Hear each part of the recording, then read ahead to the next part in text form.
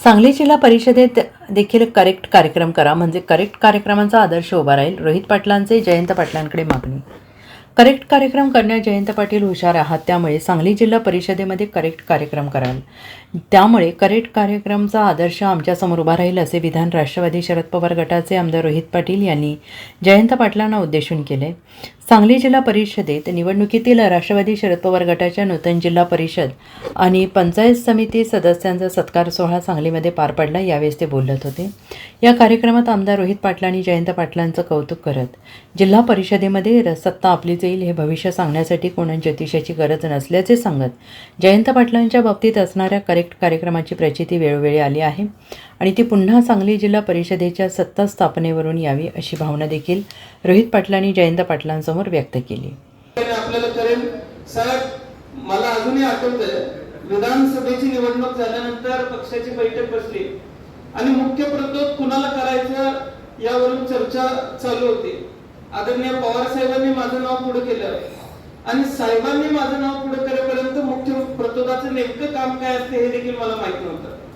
पण परत समोर बसल्या बसल्या मी गुगलवरती मुख्य प्रतोदाचं नेमकं काम काय वाचलं आणि जयंत पाटील साहेबांनी सगळ्यात आधी त्या नावाला संमती दिली.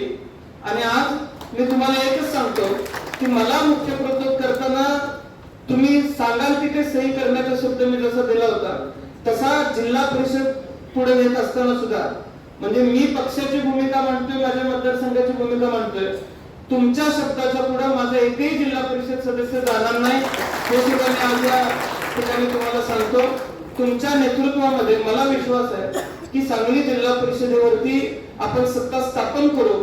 हे सांगायला आता कुठल्या ज्योतिषाची आवश्यकता नाही आणि गणित घालण्यात आणि करेक्ट कार्यक्रम करण्यात तुम्ही हुशार आहे, त्यामुळे तुम्ही करेक्ट कार्यक्रम कराल अशी आशा आम्हाला सर्वांना आहे.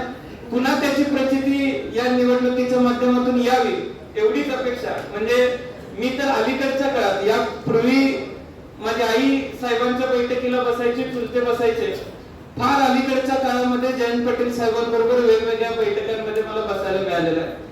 त्यामुळे आता ते हळूहळू कळायला लागले की साहेबांना हुशार माणसं का म्हणायची. आणि आता जर यातनं प्रचिती आली साहेब तर आमच्या समोर करेक्ट कार्यक्रमाचा एक आदर्श उभा राहील आणि भविष्यात आम्ही सुद्धा त्यातनं काहीतरी शिकू. त्यामुळे तुमचा आशीर्वाद या पुढच्या काळात असाच असू दे आणि तुमच्या नेतृत्वामध्ये या पुढच्या काळात जिल्हा पातळीवरची कुठलीही निवडणूक असो, जशी आता ताकद आम्ही उभी केलेली आहे तशीच या पुढच्या काळात देखील तुमच्या पाठीमागे ताकद उभी करू हा शब्द तुम्हाला देतो आणि माझे दोन शब्द मी संपवतो. जय हिंद, जय महाराष्ट्र, जय राष्ट्र. Bureau report SBN Marathi Sangli.